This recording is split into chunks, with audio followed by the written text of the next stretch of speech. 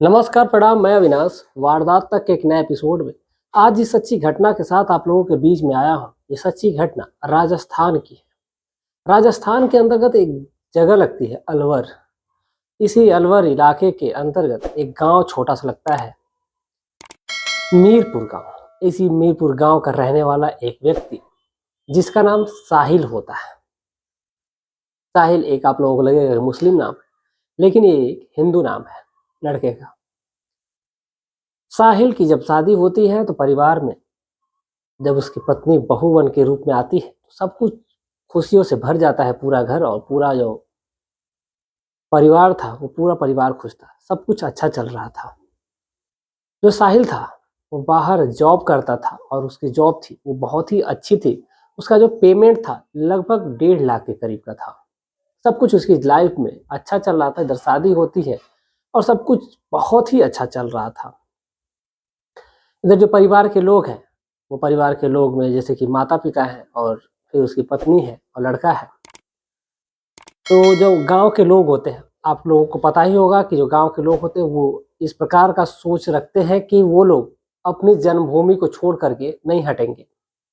नहीं तो आजकल लोग जो है सभी लोग शहर में जाना चाहते हैं, लेकिन जो हमारे बूढ़े बुजुर्ग लोग हैं वो जिस जगह पे रहते हैं, जहाँ पे उनका जन्म हुआ है, वो लोग उस जगह को छोड़ करके जाना नहीं चाहते। वो सोचते हैं कि जहाँ पर हमारा जन्म हुआ है मृत्यु भी वहीं पर हो। और वहाँ पर रहने का एक और भी रीज़न है, क्योंकि जो उनके दोस्त हैं, मित्र हैं, जो पुराने लोग हैं उनके, वहीं पर रहते हैं। नई जगह जाएंगे तो वहाँ पर उन लोगों को जान पहचान बनाने में वक्त लगेगा। या तो फिर जब अगर गांव के लोग अगर बाहर जाते हैं तो बाहर के लोगों में के पास टाइम ही नहीं होता। सब अभी अपने अपने काम में मस्त होते हैं। वही जो सुबह का जो टाइम होता है उसी में थोड़ा बहुत लोग जब टहल रहे होते हैं तो उसी में लोगों की बातें होती है, मुलाकात होती है। इसके बाद उनकी कोई मुलाकात नहीं होती है। पूरा दिन गुजर जाता है, फिर शाम होती है, शाम को लोग आते हैं, फिर खाना पीना खा करके सो जाते हैं। अब यही सिलसिला जो है साहिल के परिवार के साथ, यानी साहिल की जो पत्नी थी जिसका नाम प्रीति था, ये दोनों पति पत्नी वक्त के साथ साथ गुजर रहा है और दोनों पति पत्नी घर ही पे रहते हैं। जो साहिल है वो अपना जॉब जो था वो वर्क फ्रॉम होम लिया था, कुछ दिन घर पे करता है, लेकिन फिर उसकी कंपनी से बुलावा आता है। ये एक तरह से कह लीजिए जो सॉफ्टवेयर इंजीनियर होते हैं वो था वो। मैंने सोचा नहीं था कि आपको मैं बताऊं, लेकिन फिर मैंने सोचा कि बता देना चाहिए, क्योंकि बाकी लोग कमेंट करेंगे कि ऐसी कौन सी जॉब थी जिसमें 1.5 लाख रुपए महीना पेमेंट है। तो प्राइवेट जॉब में भी बहुत अपॉर्चुनिटी होती है जहाँ पर अच्छी अच्छी जॉब मिल जाती है। जैसे कि अगर कोई आईआईटी किया है, बीटेक वगैरह की, बीटेक वालों को तो नहीं मिलती, लेकिन आईआईटी जो होते हैं उनको अच्छी खासी जॉब मिल जाती है। जैसे जो उनका एक्सपीरियंस होता है उसके आधार पर। तो जो साहिल है उसकी जब जॉब वहाँ पर लगती है तो परिवार को खुशी होती है और उन लोगों का उसका पैकेज भी अच्छा खासा मिलता है। अब इधर परिवार के लोगों से जब शादी होने के बाद वो कहता है अपने माता पिता से कि मैं अपनी पत्नी को लेकर के बाहर जाना चाहता हूँ और आप लोग भी साथ चलते तो बहुत अच्छा होता। तो जो लड़के की जो माँ थी वो कहती है कि बेटा अभी शादी के कितने ही दिन हुआ है, अगर तुम बहू को लेकर के चले जाओगे तो लोग क्या कहेंगे, लोग क्या सोचेंगे। इसलिए तुम एक काम करो, तुम खुद चले जाओ और बहू को यहीं पर रहने दो, कुछ वक्त रहेगी यहाँ पर, फिर उसके बाद चली जाएगी। तो साहिल कहता है कि ठीक है। अब इधर वक्त गुजर रहा है, साहिल अपने यहाँ है और उसकी पत्नी यहाँ पर है, और उसका जो सास और ससुर है वो लोग भी हैं और अपनी बहू के साथ बहुत खुश थे। बहू भी उनका बहुत अच्छे तरीके से ख्याल रखती। वक्त गुजरता है। वक्त गुजरने के साथ साथ फिर जो साहिल है जब आता है तो उसी दौरान जो प्रीति है उसका गर्भ ठहर जाता है और वो प्रेग्नेंट हो जाती है। इधर प्रीति प्रेग्नेंट हो जाती है। साहिल का जाने का बाहर मन नहीं करता है, सोचता है कि इसकी देखरेख कौन करेगा। लेकिन उसने सोचा कि अगर वो नहीं जाएगा तब भी दिक्कत है, तो इसलिए वो अपनी जॉब पे चला जाता है। यहाँ पर जो उसकी माँ है उसे समझाती है कि बेटा यहाँ पर मैं तो हूँ ही और कोई दिक्कत है नहीं। अब इधर जो सास और ससुर अपने बहू का ख्याल रखते हैं। इधर उनके घर में एक काम करने वाला भी व्यक्ति भी होता है, एक नौकर होता है जो लगभग 8,000 रुपये महीने की सैलरी पे था। और जितना भी घर का काम होता था वो सारा कुछ काम उसका करता था। और काम करने के साथ साथ जितने भी उसके सर घर के काम थे, गाड़ी कहीं लेकर के आना जाना है या फिर घर की साफ सफाई है, तमाम जो तरीके के कार्य है वो करता था वो।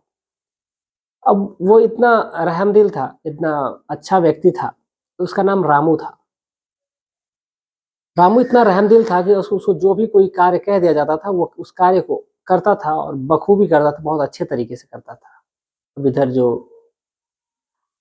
प्रीति है और उसके सास ससुर है, ये लोग भी रामू को बहुत ज़्यादा मानते थे, साहिल भी मानता था। और साहिल फिर अपने जॉब पे है और वक्त गुजर रहा है। इधर वक्त गुजरने के साथ साथ जो प्रीति है वो बच्चे को जन्म देती है और उसका एक सुंदर सा बेटा होता है। परिवार में खुशियां दोगुनी हो जाती हैं क्योंकि एक नया मेहमान घर में आया है और वो भी जिसकी लोग उम्मीद करते हैं, जिसकी लोग कल्पना किए रहते हैं, और इतने दिन इंतजार के बाद वो शख्स अगर घर में आता है तो सोचिए अगर किसी घर में बच्चा जन्म लेता है तो कितना खुशी का माहौल होता है। अब यही सा हाल प्रीति के साथ हुआ। प्रीति बहुत खुश थी, उसके परिवार के लोग भी बहुत खुश है। साहिल भी फोन पे वीडियो कॉल पे देखता है तो कहता है कि वाह ये तो मुझ पे गया है। अब इस बात को लेकर के प्रीति कहती है नहीं मुझ पे गया है, दादी कहती है नहीं ये मुझ पे गया है। अब इस तरीके के लिए बाकी जो परिवार के लोग हैं बहुत खुशियां मना रहे थे, एंजॉय कर रहे थे। वक्त गुजरता है और जो साहिल है वो भी एक बार फिर घर पे आता है और घर पे आने के बाद फिर वो अपने बच्चे के साथ वक्त बिताता है और वक्त बिता करके उस समय जब रहता है लगभग 6 महीने तक, उसके बाद फिर वो वापस अपने जॉब पर चला जाता है। अब इधर साहिल उसको लेकर के अपनी पत्नी को जा भी नहीं सकता क्योंकि वो एक बच्चे की माँ बन चुकी है और इतना जल्दी वो लेकर के जा नहीं सकता क्योंकि वहाँ पर जाएगी तो सारा कार्य उसे भी करना पड़ेगा। अब इसीलिए जो साहिल है वो खुद अपनी जॉब पे चला जाता है। अब इधर प्रीति अपने सास ससुर के साथ अपने बच्चे के साथ काफी खुश थी। वक्त गुजरता है, लगभग 1.5 साल का समय जब गुजर जाता है, परिवार में सब कुछ अच्छा था। जो साहिल है उसका जो बेटा था जिसका नाम सुमित रखा जाता है, सुमित धीरे धीरे बड़ा हो गया था, बड़ा होता जा रहा था, वक्त गुजर रहा था। लेकिन जो रामू था उसकी एक सबसे बुरी आदत थी। बुरी आदत ये थी कि जब सारा काम निपटा लेता था तो फिर जब उसका वक्त गुजरता था तो वक्त के साथ साथ वो जो साहिल था जो रामू था, रामू क्या करता था कि सारा काम निपटा लेने के बाद फिर वो दारू पीता था और दारू पी करके फिर चुपचाप सो जाता था खाना खा करके। अब यही कुछ हाल होता है। वक्त गुजर रहा था गुजर रहा था। अब एक दिन जो उस प्रीति है उसके सास ससुर कहीं गए हुए थे बाहर और जो रामू है वो भी कहीं से निमंत्रण से आता है और आने के बाद से फिर वो खाना खा करके ही आता है और फिर उधर से एकदम दारू के नशे में पूरा दूध था। दारू के नशे में होने के बावजूद वो उसको याद आता है कि अरे उसने घर के अंदर जो किचन है उसमें उसको कुछ कार्य है और इसी को लेकर के वो जब किचन में पहुंचता है और किचन में पहुंच करके जब किचन से वो बाहर निकलता है और वो नशे में इतना दूध था कि वो अपने कमरे में जाने के बजाय अपने ही मालकिन के कमरे में चला जाता है। और जो मालकिन के कमरे में पहुंचता है तो फिर जो उसकी मालकिन थी वो नाइटी पहनी हुई थी, एक गाउन पहनी हुई थी जिसमें उसके जब उसका जो गाउन था वो घुटने से ऊपर जा चुका था। अब इसको देख करके जो रामू है अपना आपा खो देता है, यानी कि उसको ये पता नहीं था कि उस किसके साथ वो क्या कर रहा है और उसने अपनी ही मालकिन के साथ जबरदस्ती करना शुरू किया। इस पर जो उसकी मालकिन थी उसको धक्का देती है, झटकारती है, लेकिन जो रामू था वो एक नहीं सुनने वाला था। उसने उस रात उस महिला के साथ जोर जबरदस्ती की और उसके साथ रेप जैसी घिनौनी वारदात कर देता है। हालांकि उसने ये नशे में किया था लेकिन नशे में भी उसने आखिर किया तो गुनाह ही था। रेप किया उसकी महिला के साथ और वो महिला परेशान थी और उसने उस महिला के बदन पर एक भी कपड़े नहीं छोड़े थे। उसके बदन से एक एक कपड़े को हटा दिया था, अपने ही बदन से एक एक कपड़े को हटा दिया था। हटा देने के बाद वो उस महिला के साथ दरिंदगी करता है और बल्कि एक बार नहीं बल्कि दो दो बार करता है। अब इधर जो उसका बच्चा था वो पालने में पड़ा रो रहा था और इधर जो महिला है वो इधर अकेले तड़प रही थी, चीख रही थी, चिल्ला रही थी उसको रामू छोड़ दो, लेकिन वो नशे में इतना दूध था कि उसने एक नहीं सुनी और उस महिला के साथ जबरदस्ती करता रहा।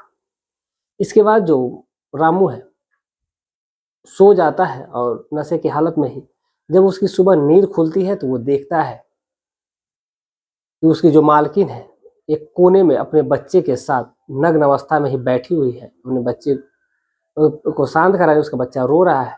इधर जब रामू उठता है और उठ करके जब खड़ा होता है तो देखता है कि उसके बदन पर एक भी कपड़ा नहीं है।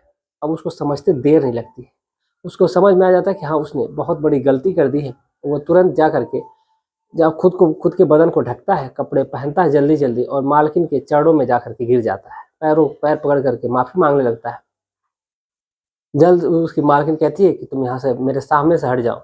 ये कह करके जब वो महिला है वो जो रामू है वहाँ से हट जाता है, और हटने के साथ साथ जो महिला है वो खुद को संभालती है, और संभाल लेने के बाद वो कपड़े पहनती है, और कपड़े पहन करके सब कुछ नॉर्मल तरीके से रिएक्ट करती है कि ऐसा लगता है कि ऐसा कुछ भी नहीं हुआ है। क्योंकि सबसे बड़ी बात ये थी कि रामू को वो बहुत ज़्यादा मानती थी। उसने ये भी यहाँ तक कह रखा था कि रामू तुम्हारी जितनी भी सैलरी है, जितनी भी पगार है, उसके आने के बाद से रामू की जो पगार थी, जो पहले उसको 8,000 मिलती थी, उसके आने के बाद से उसकी पगार को 14,000 रुपये कर दिया गया था। जो रामू के परिवार था, उस उतने में 8,000 में उसका गुजारा नहीं हो पा रहा था। तो जो प्रीति है वो आती है तो साहिल से वो कहती है कि इसका इतने में क्या गुजारा हो पाएगा, आप ही बताइए कि 8,000 रुपये में किसी का कोई गुजारा होगा। इस बात से जब साहिल को संतुष्टि होती है तो साहिल ने उसका पेमेंट बढ़ा करके 14,000 कर देता है। अब सबसे बड़ी बात तो ये थी कि साहिल जो प्रीति थी वो कहती है कि एक काम करना, कि जितने भी तुम्हारी पगार है उस पगार का टोटल जो पैसा मिलेगा तुम्हें वो अपने घर पे भेज देना, अपने बीवी बच्चों के पास भेज देना, और जो तुम्हारा खर्च रहेगा, जो तुम्हें खाना पीना है तुम्हें यहाँ पे फ्री ही मिलता है, बाकी जो कपड़े लगते हैं तुम्हें ज़रूरत होगी तो तुम मुझसे बोल देना, मैं तुम्हें पैसे दे दूंगी, तुम जा करके अपने लिए कपड़े खरीद लेना, लेकिन जो तुम्हारी पगार होगी अपनी पूरी पगार को अपने परिवार में भेज देना, तो तुम्हारे परिवार सुखी रहे। इतना मानने वाली उस महिला के साथ रामू ने दरिंदगी कर दी, वो भी शराब के नशे में। लोग कहते हैं कि लोग शराब के नशे में किसी को पहचानते नहीं है, लेकिन अगर वहीं पर उनकी बेटी होती है, उनकी माँ होती है, क्या वो उनको भी नहीं पहचानते? उनको तो वो बखूबी पहचानते हैं। उनके साथ गलत नहीं करना ये उनको बखूबी पता होता है, और यही काम रामू ने गलत किया, अपनी ही मालकिन के साथ ऐसी जबरदस्ती कर दी।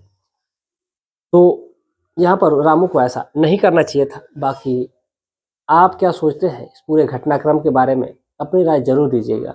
यहाँ तक कि जब इस बात की जब जानकारी जो महिला है यानी कि जो प्रीति है वो सोचती है कि वो किसी को नहीं बताए, लेकिन जब इस बात का पता उसके पति को जब चलता है, यानी कि जो महिलाएं होती हैं आप लोगों को पता ही है कि इस बारे में वो ज़्यादा दिन किसी बात को पचा नहीं पाते, छुपा नहीं पाते। इस वजह से जो प्रीति है वो कहती है कि इस बात को बताना भी ज़रूरी है, अगर अपने पति से कोई बात छुपाते हैं तो ज़्यादा दिक्कत होगी।